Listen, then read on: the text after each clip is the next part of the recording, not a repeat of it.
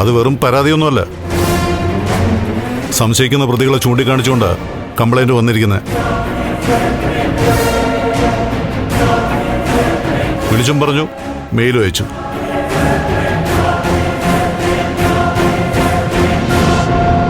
നന്ദനെ സംശയമുണ്ടെന്ന് specify ചെയ്തിട്ടുണ്ട്. സ്വന്തം ഭർത്താവിനെ അമ്മായിയമ്മയൊക്കെ സംശയത്തിൽ നിർത്തേക്കുക. സർ, ദേവിക അങ്ങനെ വീട്ടുകാർക്കെതിരെ പരാതി നൽകുമോ? എന്തും ചെയ്യാൻ തയ്യാറായിട്ടാ അവൾ തുനിഞ്ഞിറങ്ങിയേക്കുന്നത്.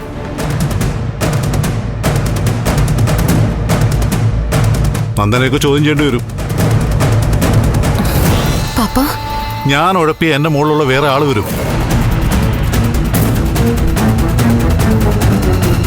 ഞാൻ ഒരു കാര്യം പറയാം, നന്ദൻ തൽക്കാലം എങ്ങോട്ടെങ്കിലും ഒന്ന് മാറിയിരിക്കുക.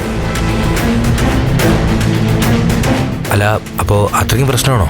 പരാതി വന്ന സ്ഥിതിക്ക് ചോദ്യം ചെയ്യാതിരിക്കാൻ പറ്റത്തില്ല. അത് ചിലപ്പോൾ അറസ്റ്റിലേക്ക് തന്നെ നീങ്ങും.